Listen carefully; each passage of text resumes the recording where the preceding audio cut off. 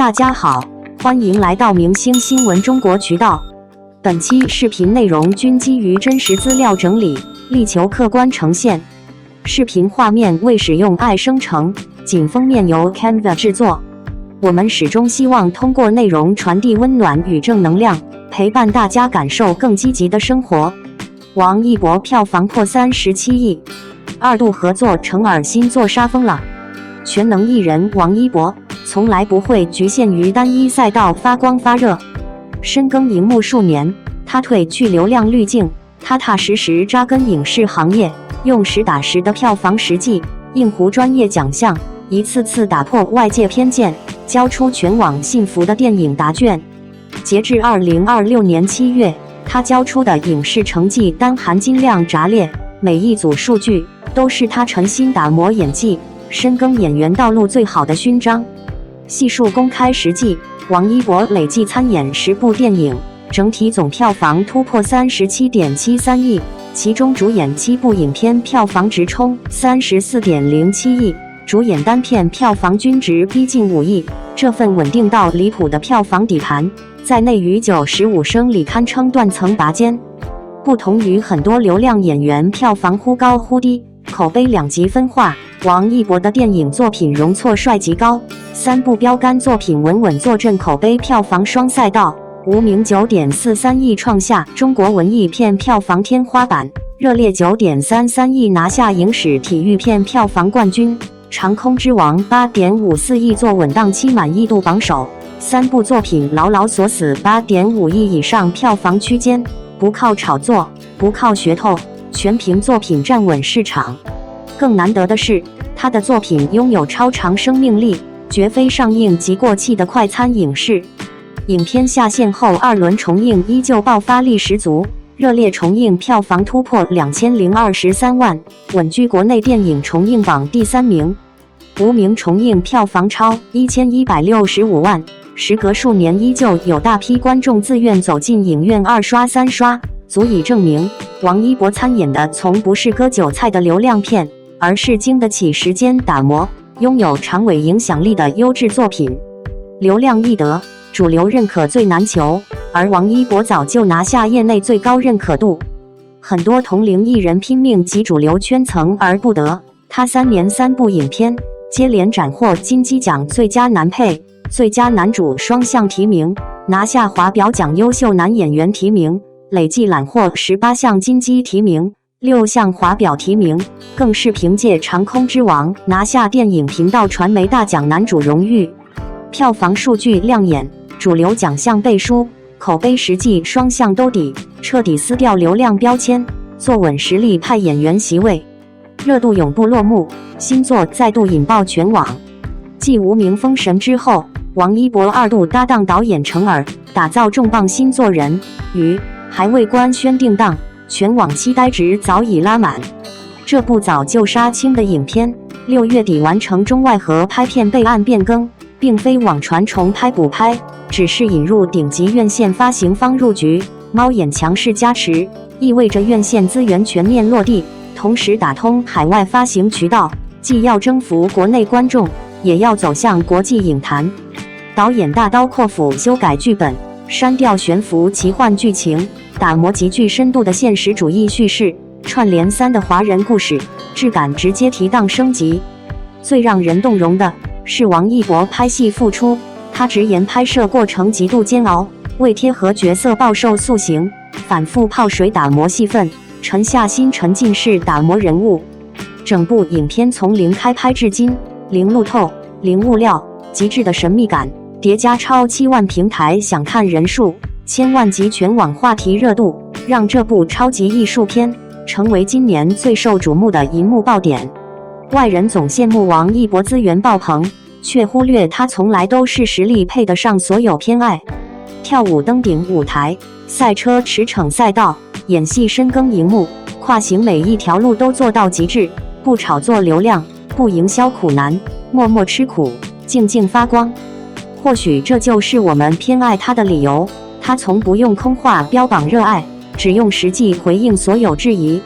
一边手握滚烫票房成绩单，一边保持谦卑深耕演技，永远清醒，永远赤诚，敬呆人。于赴约，继续见证王一博在光影长路奔赴属于自己的万丈星光。说实话，这几年内于流量演员这个词几乎已经快被观众听烦了。太多人靠热度冲进影视圈，却又很快被市场淘汰。真正能够留下作品、留下角色、留下观众记忆的人，其实少之又少。但王一博偏偏就是那个最特别的例外。很多人第一次真正意识到，王一博不只是顶流，而是真正开始往演员路上扎根，大概都是从无名开始。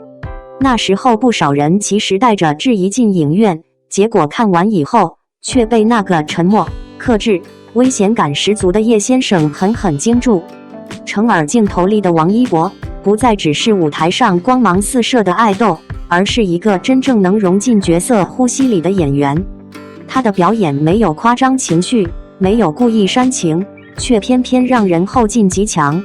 也正因为无名的成功，大家才终于发现，王一博最厉害的地方，从来不是所谓流量，而是他身上那种极其少见的可塑性。长空之王里的热血飞行员，热烈里的街舞少年，再到无名里的隐忍青年，每个角色气质完全不同，但他都能迅速抽离掉王一博本人的标签。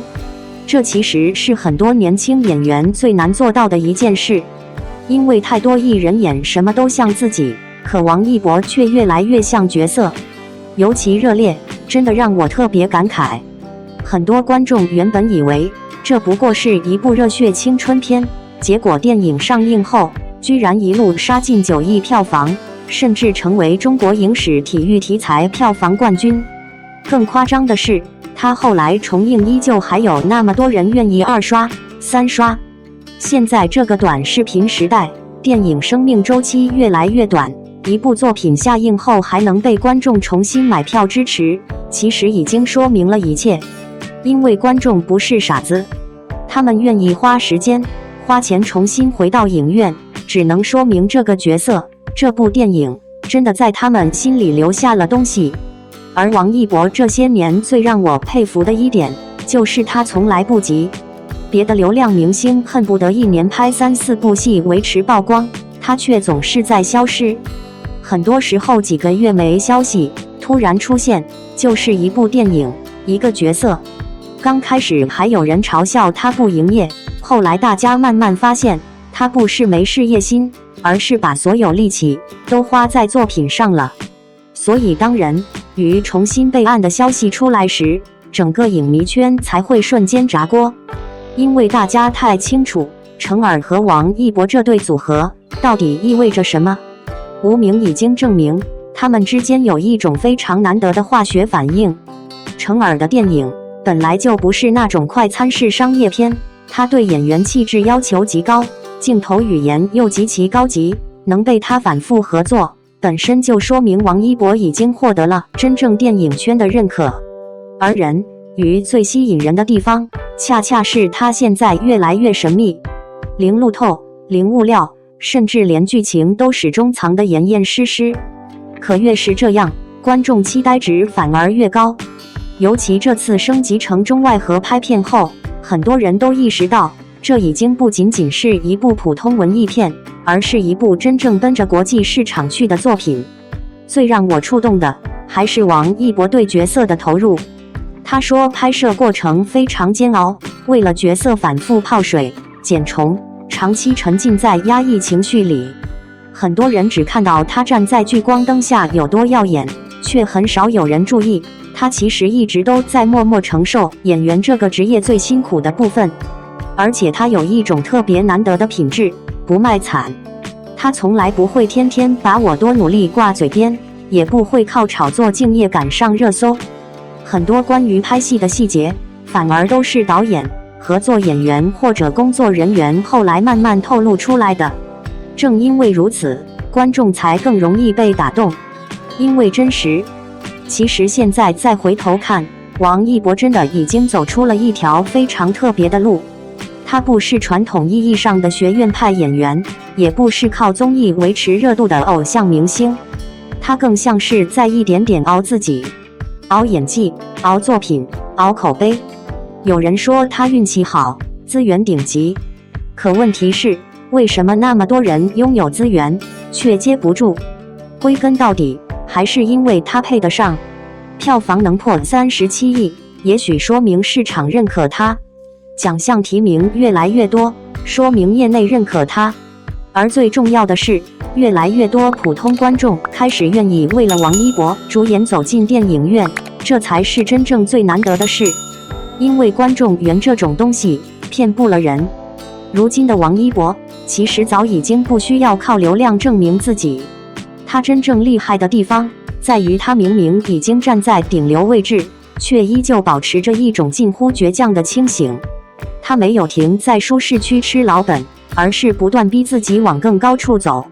这也是为什么那么多人会期待人鱼。大家期待的不只是王一博的新电影，更像是在期待一个年轻演员还能继续成长到什么程度。而我也始终相信，属于王一博的电影黄金时代或许才刚刚开始。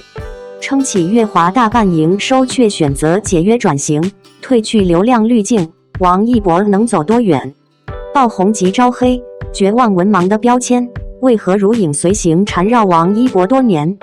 从《陈情令》一夜之间让他登顶内娱顶流开始，王一博便陷入了舆论的漩涡，拉扯在极端的赞誉与苛责之间。早期的一些文字笔误被无限放大，无名路演采访中的片段被恶意断章取义，一句临场的简短回答被营销号反复加工发酵，最终让绝望文盲的标签在全网刷屏，甚至引发官媒对艺人素养的行业评论。无数网友仅凭碎片化的截图就给他贴上花瓶流量、文化匮乏、演技木讷的固化印象。即便完整采访视频，导演公开力挺的澄清摆在眼前，偏见仍然根深蒂固，难以撼动。爆红带来的不仅是粉丝和资源，也让他成为内娱舆论厮杀中最显眼的靶子。各类造谣与黑料仿佛永远不会消停，总在周期性卷土重来。手握30多个高端代言，撑起公司大半营收，却毅然放弃流量舒适圈。官方财报显示，王一博曾为乐华贡献超过60%的营收，常年手握高奢、汽车等30余个国内外高端代言，红毯、晚会、综艺邀约源源不断。按常理，只要持续接偶像剧或商业活动，他完全可以稳稳守住顶流红利。然而，追风者杀青后，他选择了长达600多天的影视空窗期，接连推掉多部 S 加级男主剧集，不再扎堆内娱流量赛道。有人嘲讽他浪费顶级资源，事业心衰退，坐等流量反噬过气；也有人质疑他刻意避圈，害怕口碑翻车。但当整个内娱艺人都在拼命囤剧、刷曝光、抢占商务资源时，王一博做出了反向选择，把时间交给赛车、攀岩、户外纪实纪录片，把自己投身荒野、冰川、峡谷之中，彻底跳脱商业流量的束缚。攀岩坠海惊险画面引发全民热议，他用纪实作品撕掉了流量标签。王一博攀岩坠海话题增全网破亿，镜头里他在海外峡谷徒手攀岩，深水爆石时失手坠入海面，惊险程度令人屏息。一部分网友指责他利用极限运动博热度，刻意制造惊险博流量。另一部分人在纪录片上线后改观，看到他拒绝剧本式摆拍，坚持不走捷径，用心完成每一段野外探险路线。2季探索心境接连斩获被誉为美国电视界奥斯卡的泰利奖。王一博从曾被群嘲的流量演员，成功跨界成为斩获国际奖项的纪实内容创作者。他没有用长篇小作文去回应外界争议，而是用一部又一部实景拍摄的纪实作品，以及实打实的行业奖项，消解了大众对流量艺人的刻板偏见。多年来，王一博频繁遭遇恶意造谣，但他的顶流体面从未靠妥协换来。回顾他走红7年间的历程，绯闻、P 图、恶意拼接聊天记录、肖像盗用、圈层有组织网暴轮番上演，同类谣言即便被辟谣7、8次，仍旧不断流传。不同于很多艺人选择冷处理，王一博团队从不妥协，每次遇到恶意构陷，都会第一时间发布官方严正声明，固定证据起诉造谣博主，批量维权，打击流量黑产。有人说他小题大做，过度敏感，但在内娱舆论环境中，沉默从未换来善意，无休止的造谣只会不断消耗艺人的公众口碑。顶流看似拥有话语权，实则深陷网络舆论的博弈陷阱。而王一博强硬维权的态度，既是守住个人职业底线，也是在对抗泛滥的网络造谣乱象。退去经纪公司绑定后，选择独立发展，王一博的转型戳破了多少流量艺人的困局。从乐华财报部再将其列为核心艺人，到注册个人工作室，拿下自有商标，官宣合约到期不再续约，王一博正式告别经纪公司流量捆绑模式，开启个人化职业发展路线。内娱绝大多数顶流艺人，即便手握超高商业价值，也依赖经纪公司的资源渠道，不敢轻易解约独立闯荡。而王一博一边深耕影视表演，一边跨界户外纪实、体育赛事、公益环保，多次被人民日报、央视点名认可其青年正向影响力，彻底跳出偶像剧流量的单一发展枷锁。尖锐的舆论争议，漫长的事业蛰伏，没有消磨掉他的职业选择，反而让他跳出流量内卷，开辟了一条小众却扎实的艺人突围之路。很多人第一次认识王一博，是因为《陈情令》里的蓝忘机。那个时候的他，冷冷的，不爱说话，站在人群里像一块冰，却偏偏让人移不开眼。可谁都没想到，真正让他被全网反复讨论的，不只是角色爆红，而是爆红之后那场几乎没有停过的舆论风暴。这些年，关于王一博的争议太多了，绝望文盲4个字像一根刺一样，长期钉在他身上。很多人甚至没有完整看过采访，只靠几个被截取的片段，就认定他没文化，不会表达，只是流量花瓶。可如果真的认真观察过他的人，会发现王一博从来不是一个擅长包装自己的人。他不圆滑，不会说漂亮场面话，也不热衷在镜头前制造讨喜人设。他更像那种把所有力气都放在行动上的人，宁愿沉默，也不愿虚张声势。也正因为如此，他在内娱显得格外特别。在流量时代，太多人拼命维持曝光，生怕消失几个月就被市场遗忘。可偏偏王一博在最红的时候选择了后退，追风者之后长达600多天没有进组，这放在任何一个顶流身上，几乎都算不可思议。毕竟以他的商业价值，只要继续拍偶像剧、跑综艺、接商务，就能轻轻松松维持热度和财富。可他没有，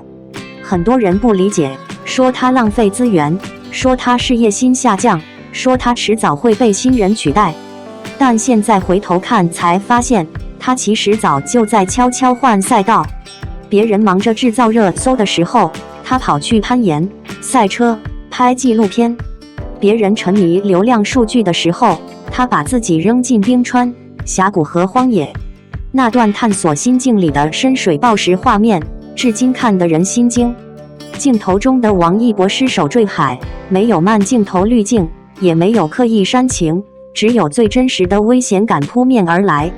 很多人那时候才第一次意识到，这个曾经被嘲流量明星的年轻人，好像真的不一样。他不是在演勇敢，他是真的敢。最难得的是，王一博这些年一直在用结果说话，外界越质疑，他越安静。别人拼命写长文解释，他却很少为自己辩白。2季探索心境连续斩获国际奖项的时候，很多人才后知后觉地发现，原来那个被群嘲空有流量的偶像，已经悄悄完成了一次身份转变。其实娱乐圈最残酷的一点，从来不是被骂，而是被定型。一旦被贴上流量标签，很多人一辈子都撕不掉。观众会默认你没有实力，媒体会默认你只靠粉丝，连你的努力都会被认为是在营销。可王一博这些年的选择，偏偏就是在不断打破这种刻板印象。他去演无名，在成耳的镜头里学会收敛。他拍追风者，把角色从青涩到觉醒的成长一点点摸出来。他坚持赛车，不是为了摆拍，而是真正一次次站上赛道。他拍纪录片，也不是明星体验生活，而是真的亲自完成高难度挑战。很多人说王一博话少，可有时候一个人的行动本来就比语言更有力量。更让我佩服的是，他面对网络恶意时的态度。这些年关于他的谣言几乎没断过，P 图、偷拍视频、恶意剪辑、假聊天记录，换成很多艺人可能早就被折腾到精神崩溃。但王一博没有选择忍耐到底，而是一次次维权、起诉、公开回应。有人说他太强硬，可在今天这个流量至上的网络环境里，如果连底线都不守住，恶意只会越来越猖狂。其实仔细想想，王一博一路走来，最不容易的地方就在这里，他始终没有变成讨好型艺人。他不迎合舆论，不刻意卖惨，不疯狂营业，也不靠制造情绪获取同情。他只是一步一步按照自己的节奏往前走。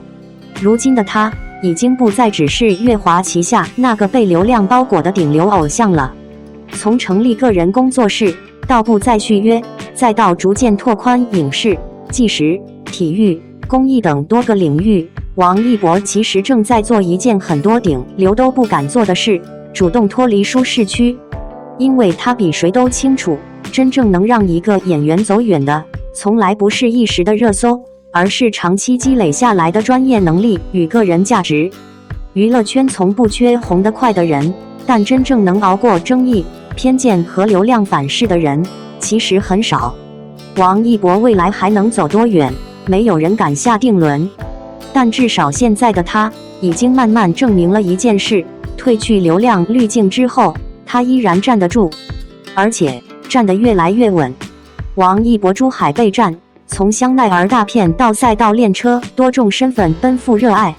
珠海国际赛车场的热浪裹着引擎余温漫过赛道，白色赛车服上的标志在日光下鲜亮醒目，调试装备的指尖带着专注的力量。85号赛车手的练车日，满是全力以赴的热血气息。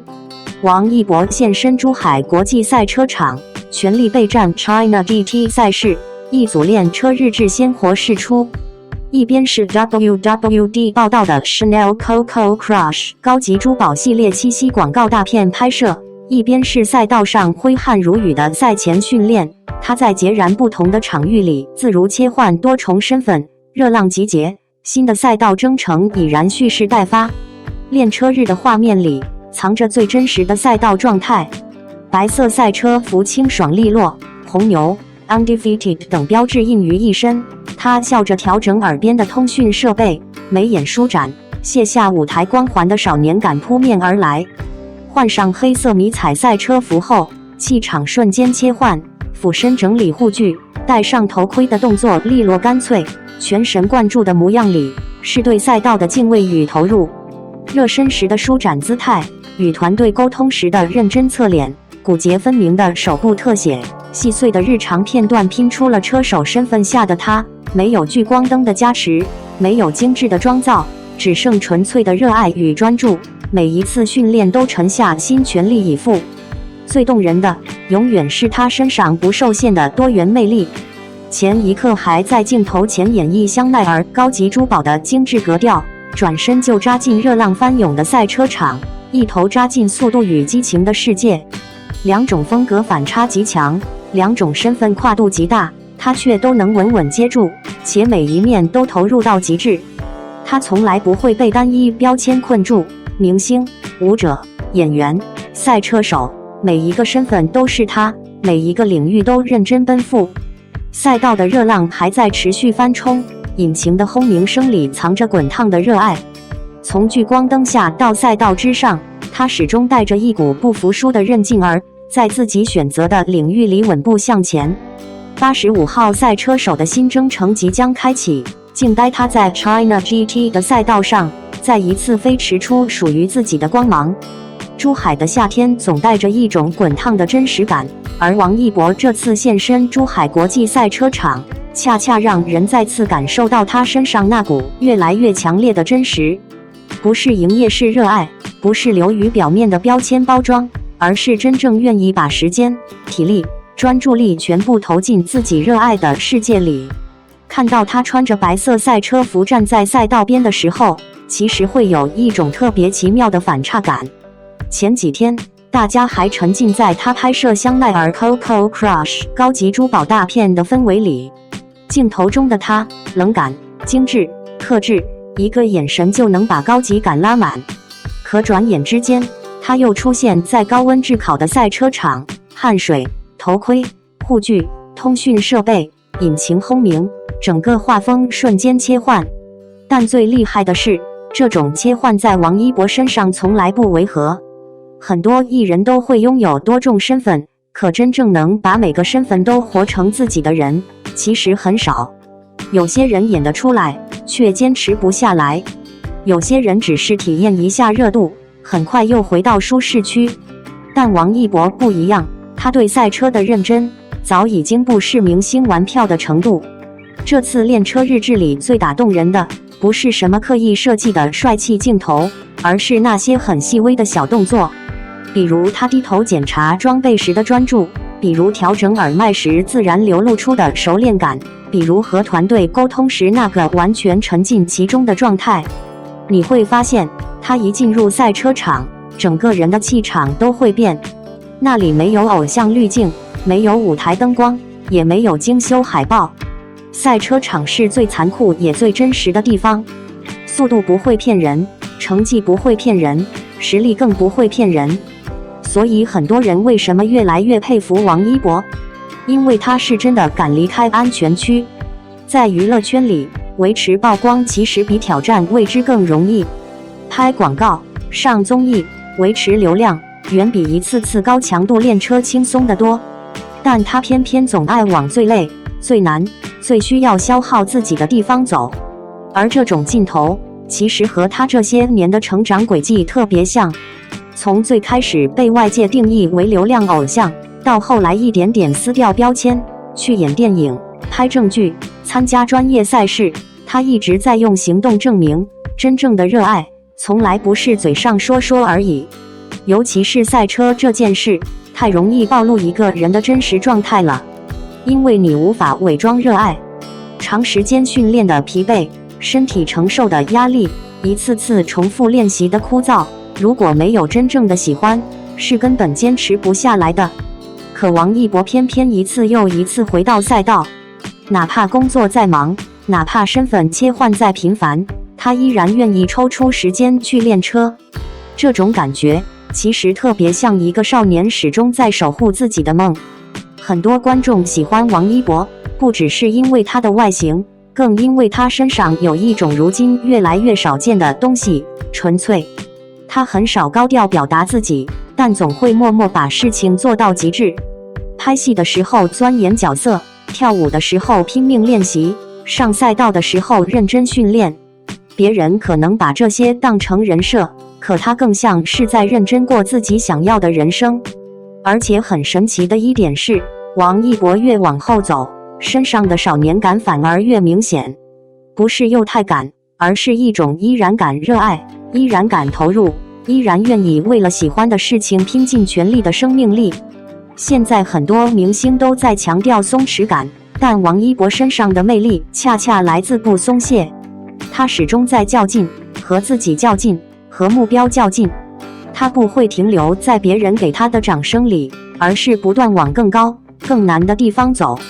所以当镜头拍到他戴上头盔，坐进赛车里的瞬间，真的会让人产生一种特别强烈的感觉，那个在舞台上闪闪发光的明星，此刻已经完全变成了一个真正的赛车手。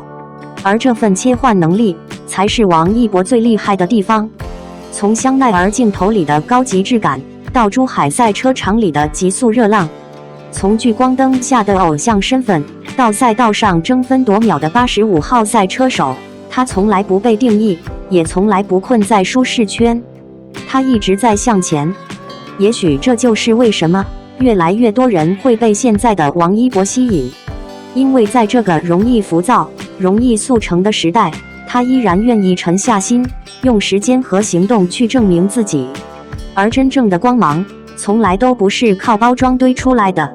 是一次次训练里的汗水，是一次次挑战里的坚持，是即使已经拥有掌声，依然愿意重新出发的勇气。China GT 的新征程即将开启，赛道的引擎声已经开始轰鸣。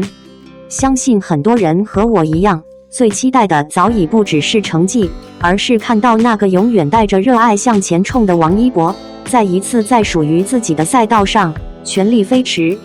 怕给赵丽颖丢人，拒绝同台。怕给赵丽颖丢人，拒绝同台。陈乔恩曾公开表示拒绝与赵丽颖合作，背后原因竟被赞情商高。近日，有关艺人因怕给赵丽颖丢人而拒绝同台的讨论在网络上引起热议。这一说法最初源于演员陈乔恩的一番解释。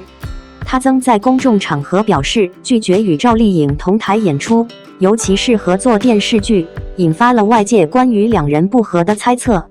然而，陈乔恩后续澄清，并非对赵丽颖有意见，而是认为两人都是非常优秀的女演员，若在同一部剧中被粉丝拿来比较，可能导致不必要的纷争，他不想因此引发粉丝间的撕逼，让粉丝难过，故而选择避免同台。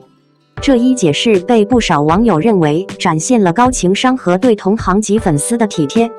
事实上，赵丽颖的演艺生涯中，类似的拒绝同台现象并非孤立，其背后往往牵扯着复杂的行业生态与人际考量。例如，在85花的圈子中，赵丽颖多次被指出与其他几位关系微妙，存在资源竞争或私人历史纠葛。有爆料称，在某次大型活动中，赵丽颖甚至拒绝了主办方安排的与其他85花同台环节，最终由张玉绮临时顶替。此举虽一度被解读为被孤立，但也有观点认为，赵丽颖巧妙避开了可能尴尬的土味和影和同辈比较，转而与张小斐、秦昊等新晋实力派演员同台，无形中提升了自身在实力派领域的认可度。此外，赵丽颖在其他场合的选择也体现了其团队对个人形象和事业路线的深思熟虑。例如，在电影《酱园弄》宣传期间，她缺席了与女主角章子怡的同框活动。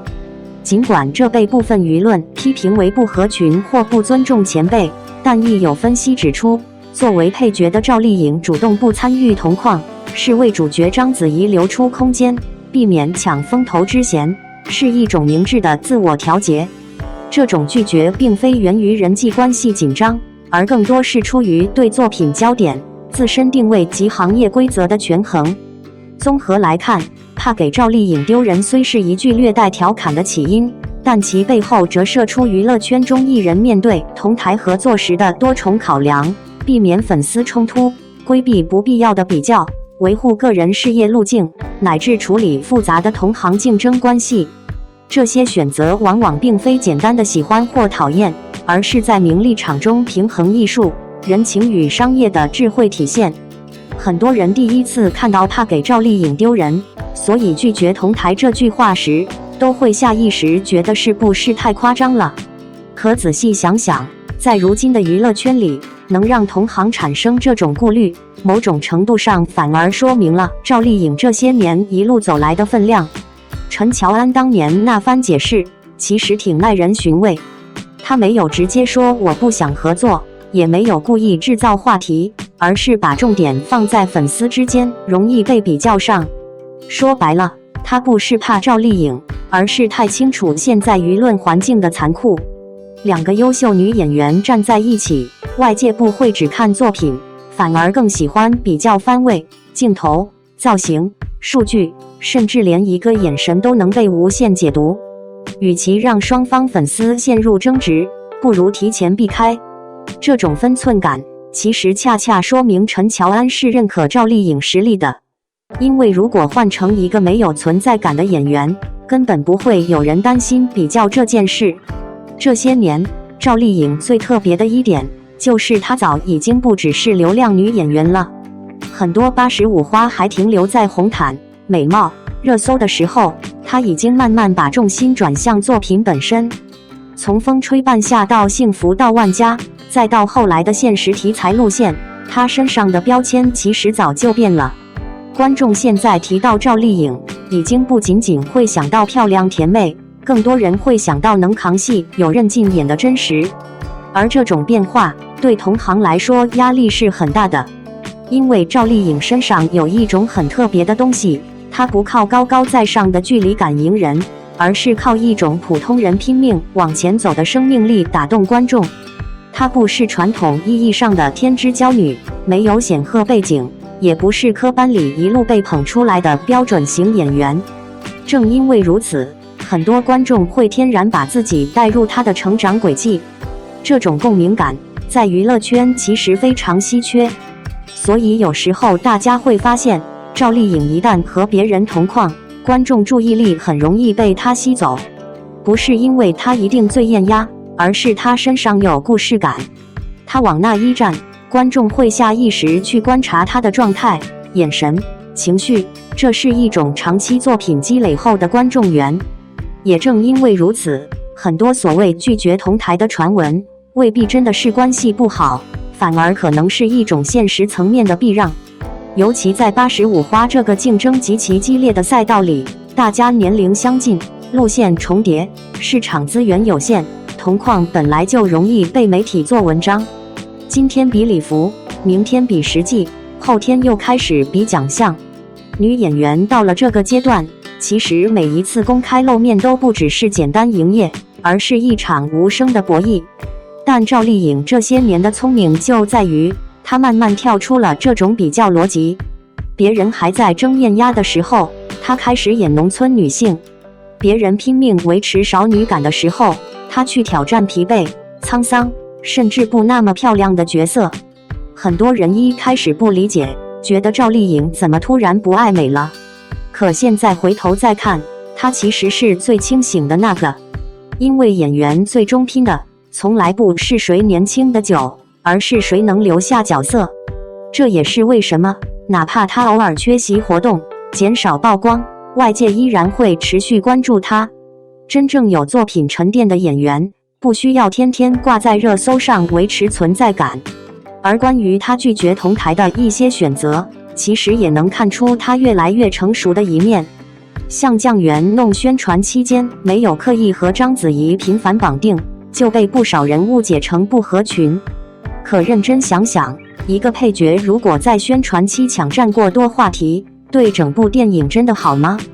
赵丽颖选择后退一步，某种程度上反而是清醒。她知道什么场合该突出自己，什么场合该把焦点留给作品核心。这种分寸感，在如今这个人人都恨不得抢镜头的时代，反而显得难得。还有一点特别有意思，以前很多人总爱说赵丽颖情商低不会社交，但这些年再看，她未必是真的不会，而是她越来越知道什么值得回应，什么没必要消耗。她不再像年轻时那样急着证明自己。这种变化其实特别像很多成年人在人生里的某个阶段，年轻时总想赢，想被所有人认可，后来才发现真正厉害的人往往懂得避开无意义的战场。所以怕给赵丽颖丢人这句话，表面看像调侃，实际上背后藏着一种行业默认的认知，赵丽颖已经不是那个只能靠流量站稳脚跟的演员了。她如今最大的底气是观众相信她，这种相信不是一天形成的，而是靠一次次角色、一部部作品、一个个低谷熬出来的。也难怪越来越多人发现，现在的赵丽颖身上有一种很稳的气场。她不需要靠制造话题证明存在，也不需要靠同框争艳获得关注。很多时候，她只是安静站在那里，观众就已经愿意把目光停留在她身上。而这或许才是一个演员最难得的价值。被传复婚带娃仅1个月，好友爆赵丽颖真实近况，冯绍峰当初没撒谎。2026年6月，白玉兰奖颁奖典礼落下帷幕，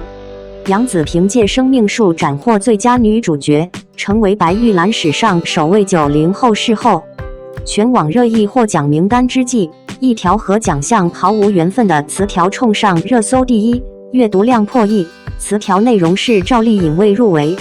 无数观众为她抱不平。年度大剧《小城大事》收视破3.62%，口碑一路走高。她塑造的基层干部李秋平沉稳写实，落得感十足，最终却连提名资格都没能拿到。与此同时，铺天盖地的谣言已经缠绕她整整1个月，复婚、怀2胎、停工待产各类传闻层出不穷，营销号编造出完整细节，连预产期、胎儿性别都写得有模有样。流言发酵最诚实，赵丽颖相交10年的好友王一瑶在直播中简单回应，只说了一句：“姐姐正在好好生活，状态特别放松。”没有澄清复婚传闻，没有否认2胎谣言，不做公关洗白，仅仅一句朴素实话，道清一切。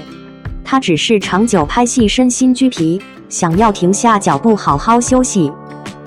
好好生活4个字，是20年拼搏换来的底气。赵丽颖的淡出并非临时起意，小城大事杀青后，她主动按下事业暂停键，彻底淡出大众视野，不再进组拍戏，拒绝所有综艺邀约，社交账号长期停更，红毯、晚会、商业活动尽数缺席，和同期女演员全年连轴压戏，频繁上综艺刷曝光的内卷状态形成鲜明反差。外界猜测层出不穷，有人说她打算复婚，有人笃定她怀2胎待产，更有传言称她准备彻底退圈。6月23日，王一瑶直播面对追问，只用好好生活4字作答。被问及赵丽颖日常，她直言普通人的私人生活，没必要向全网公开汇报。2人从加油吧实习生合作相识，一路相伴走到小城大事，这份克制温柔的维护，正是2人多年默契。早在2026年2月，赵丽颖就在采访中坦言停工缘由。出道近20年，长期高强度拍戏，日程被工作填满，日复一日的奔波让她丢失了普通的生活感受。她曾说出戳中无数人的心里话：拍戏可以延后，但儿子如今5岁，童年时光一旦错过，再也无法弥补。停工期间找上门的剧本多达数十部，大多是流水线古偶，套路甜宠，人物设定同质化严重，全部被他回绝。就连正午阳光抛出的热门剧本邀约，也因角色缺乏突破空间选择婉拒。他主动打破内娱事业永远优先的固有规则，短暂把家庭生活放在第一位。38岁手握飞天、金鹰双视后，站在85花行业顶端，却敢于在事业巅峰主动放慢脚步。旁人眼中浪费黄金发展期，实则是他历经浮沉后独有的清醒。复婚怀孕全系脑补，冯绍峰早年评价精准概括他的本性。这场漫天谣言的起因十分简单，路人偶遇赵丽颖与冯绍峰一同接送儿子上学，2人分立两侧牵着孩子，画面平和温馨。简单的亲子日常被营销号无限加工，编造复合同居、2胎待产、婆家重金求和全套故事，细节捏造的有板有眼，一时间全网都在等候2人官宣复婚。面对持续不断的造谣抹黑，赵丽颖工作室直接发布律师函，固定107条侵权证据诉诸法律。法院最终判决多名造谣博主公开致歉并承担赔偿责任，谣言在法律面前不攻自破。即便判决落地，依旧有网友质疑2人共同带娃的行为。事实清晰明了，2人早已彻底分割私人生活、住所，形成互不干涉，仅作为父母共同陪伴孩子成长，纯粹是育儿搭档，不存在旧情复燃。回看冯绍峰昔日采访评价，如今句句贴合赵丽颖，他性格洒脱，思路清晰，目标明确，这是最吸引我的地方。当年婚姻存续时如此评价，如今他停工休整，面对谣言沉默不辩解，依旧贯彻这份通透。停工，陪伴孩子，不炒作，不回应流言，全部是他自主做出的选择。当年看透他本性的冯绍峰，时至今日观点从未出错。4次冲击白玉兰再度落空，无缘提名却霸占热搜榜首。2026年第31届白玉兰奖是赵丽颖第4次冲击最佳女主角奖项，也是她第1次止步初选，没能拿到提名。此前3次，她分别凭借《花千骨》《知否知否应是绿肥红瘦风吹半夏》入围，3次提名，3次陪跑，《知否》《风吹半夏》均是当年现象级爆款剧集。此番带着现实题材佳作《小城大事》出征，角色褪去偶像滤镜，贴合基层小人物，本是冲奖热门，最终却一无所获。赵丽颖未入围词条居高不下，全网惋惜声一片。85花之中，仅有她同时拿下飞天、金鹰2座视后奖杯，业内公认的中坚实力派。此番无缘提名，巨大落差引得众人热议。业内分析众说纷纭，有人认为剧集题材和县委大院高度重合不占优势，有人指出角色人物弧光平淡，缺少高光戏份，还有人提及评委对流量转型演员固有的刻板印象。多年来，赵丽颖不断摒弃偶像标签，深耕正剧。此次白玉兰失利只是阶段性停顿，粉丝始终坚定，实打实的奖项实际摆在面前，无需单一奖项证明自己。自始至终，赵丽颖没有发布任何动态抒发遗憾，不买热搜卖惨博同情，得奖不骄，落选不颓，多年沉浮早已练就平和心态。白玉兰热度尚未消散，6月30日第33届金鹰奖第2阶段投票正式开启，赵丽颖依靠《小城大事》顺利入围最佳女主候选名单。本届视后角逐阵容豪华，宋佳、闫妮、杨紫、杨幂、吴越同台竞争，堪称神仙打架。赵丽颖手握2座金鹰视后奖杯，此番全力冲击第3座金鹰最佳女主角。她从来没有退圈消失，只是调整了前行节奏，安心陪伴孩子，沉淀自我，静待一部值得全力以赴的优质作品再度回归荧幕。其实这几年在看赵丽颖，很多人最大的感受已经不是她红，而是她终于活成了自己真正想要的样子。白玉兰结束之后，最让人意外的不是谁拿奖，而是赵丽颖未入围竟然压过奖项本身，冲上热搜第一。很多观众替她遗憾，小城大事无论收视还是口碑，都称得上近2年现实题材里讨论度极高的一部作品。她演的李秋萍没有夸张情绪，没有刻意煽情，甚至很多时候只是安静站在那里，你却能感受到一个基层女性身上的疲惫、责任和隐忍。这种表演其实已经不是过去偶像剧时代那种让人惊艳的演法了，而是真正开始往生活里扎。所以很多人替她不甘，不是因为输不起，而是觉得这样认真沉淀角色的演员至少应该被看见。但比起奖项，更让外界疯狂讨论的却是她那堆越来越离谱的私生活传闻：复婚、怀2胎、停工待产，甚至连所谓知情人爆料都编得像连续剧一样。可有意思的是，赵丽颖从头到尾几乎没怎么回应，直到好友王一瑶直播时轻轻一句“姐姐正在好好生活”，状态特别放松。短短一句话，反而一下子让人明白了现在的赵丽颖。她不是消失了，也不是没人找她拍戏，更不是像某些营销号说的那样事业下滑。恰恰相反，她是终于有资格按下暂停键了。很多年轻观众可能很难真正理解赵丽颖这一路有多拼。她不是科班出身，没有背景，没有资源，当年连跑龙套都比别人艰难。别人拍完戏能休息，她还在不停赶通告、试戏、熬夜。内娱最残酷的那几年，她几乎是拿命在工作。也正因为这样，现在看到她突然慢下来，很多人才会不习惯。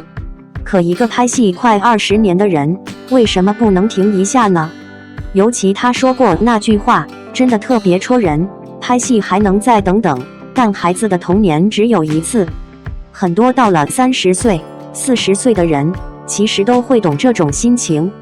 年轻时拼命追事业，总觉得以后时间很多，可真正回头时才发现，人生里最珍贵的东西，往往不等人。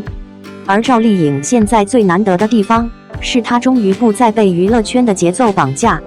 别人焦虑曝光率，他敢1年不进组；别人疯狂上综艺维持热度，他社交平台长期停更；别人害怕过气，他却宁愿拒绝一堆流水线古偶剧本。这种底气不是谁都能有，因为他已经不需要靠忙碌证明自己了。飞天奖、金鹰奖、国民度、收视号召力，他全都拿到了。对于现在的赵丽颖来说，比起继续重复过去的成功，她更在意的是值不值得演。这一点，其实冯绍峰当年那句评价说的特别准。他说赵丽颖性格洒脱，思路清晰，目标明确。现在回头再看，真的一点没错。很多女明星一旦陷入婚姻、家庭、舆论漩涡，很容易被外界推着走。但赵丽颖这些年最厉害的地方，就是她始终非常清楚自己要什么。结婚时不高调炒作，离婚时不互撕卖惨，如今一起带孩子，也只是因为他们同样是父母。